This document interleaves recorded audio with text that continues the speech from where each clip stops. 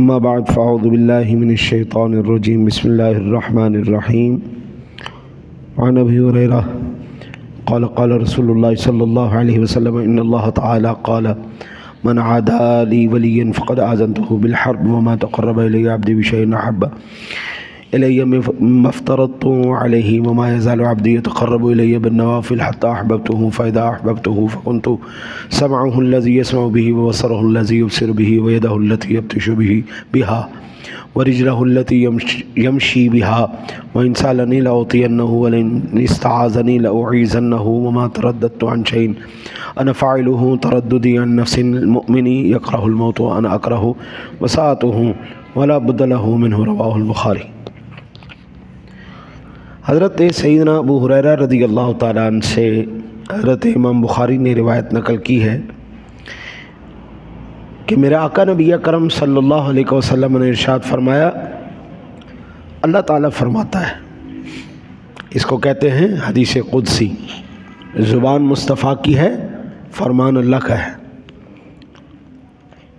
اللہ تعالیٰ ارشاد فرماتا ہے، جو میرے کسی ولی سے عداوت رکھے میں اسے اعلان جنگ کرتا ہوں، اور میرے کسی بندے کا بمقابلہ فرائض عبادتوں کے دوسرے ذریعے سے مجھ سے قریب ہونا مجھے زیادہ پسند نہیں، اور میرا بندہ نوافل کے ذریعے قریب ہوتا رہتا ہے حتیٰ کہ میں اس سے محبت کرنے لگتا ہوں، پھر جب میں اس سے محبت کرتا ہوں تو میں اس کے کان ہو جاتا ہوں جس سے وہ سنتا ہے، اور اس کی آنکھیں ہو جاتا ہوں جس سے وہ دیکھتا ہے، اس کے ہاتھ ہو جاتا ہوں جس سے وہ پکڑتا ہے، اس کے پاؤں بن جاتا ہوں جن سے وہ چلتا ہے، اگر وہ مجھ سے مانگتا ہے تو میں دیتا ہوں، اگر میری پناہ لیتا ہے تو اسے پناہ دیتا ہوں، اور مجھے کرنا ہوتا ہے اس میں توقف کرتا ہوں جو موت سے گھبراتا ہے، اور جو مجھے کرنا ہوتا ہے اس میں میں کبھی تردد نہیں کرتا،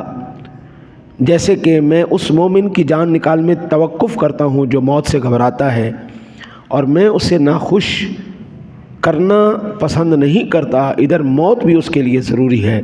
امام بخاری نے اس روایت کو نقل کیا۔ اس حدیث پاک سے چند باتیں معلوم ہوئیں۔ پہلی بات،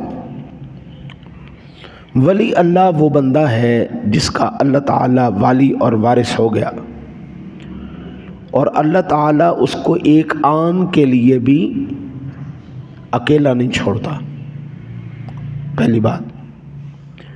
دوسری بات،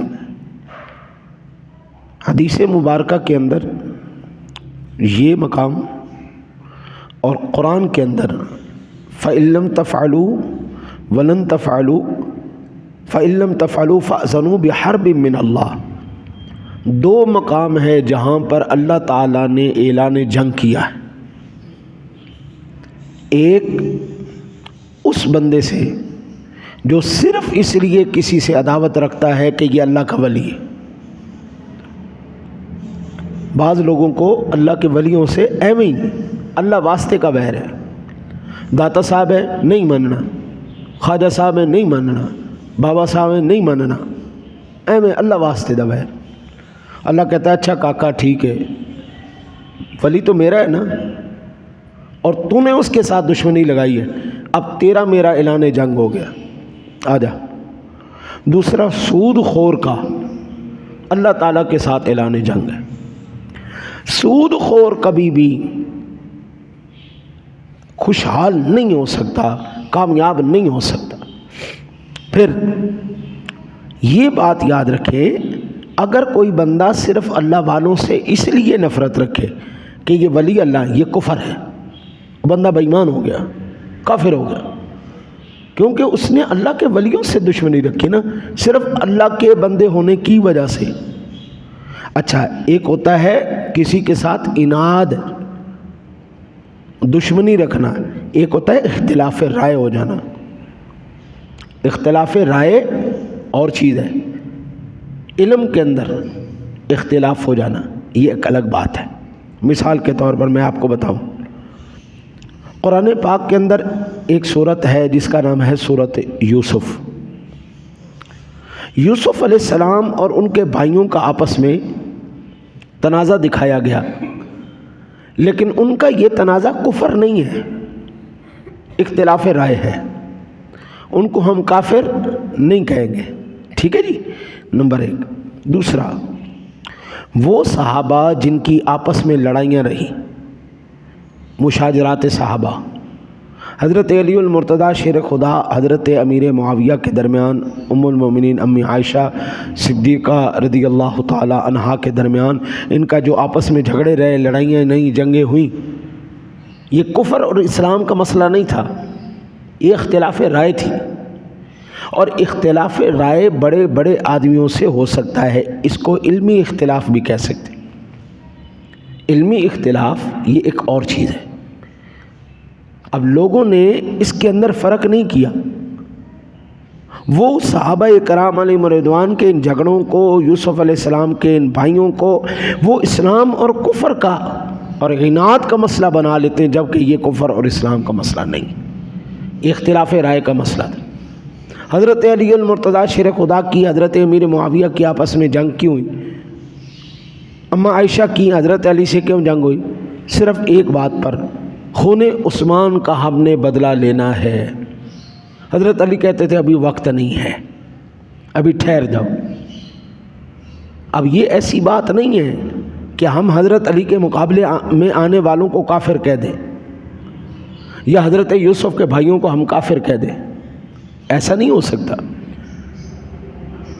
پھر یہ اختلاف اور عناد میں فرق پتہ چلا، ٹھیک ہے جی۔ پھر افسوس ہے ان لوگوں کے اوپر اس حدیث کو پڑھنے کے بعد بھی یا سننے کے بعد بھی جو فرائض عبادات پہ توجہ نہیں کرتے، نوافل کے اوپر کثرت رکھتے۔ بابا فرض اللہ تعالیٰ کو سب سے زیادہ پسند ہے، اس کے بعد اگر اللہ کا ولی بننا ہے تو بخاری کی اس حدیث سے پتہ چلتا ہے نوافل کی کثرت کرنی پڑے گی، تہجد پڑھنی پڑے گی، اشراق پڑھنی پڑے گی، اوابین پڑھنی پڑے گی، پھر ذکر و اذکار کرنے پڑیں گے، پھر ذکر و اذکار کے ساتھ اپنے معمولات کو اسلام کے مطابق ڈھالنا پڑے گا، پھر اللہ راضی ہوگا، پھر یہ مقام آئے گا۔ اور یہ انشاءاللہ زندگی رہی تو اس پر میں تفصیل سے کل میں عرض کروں گا۔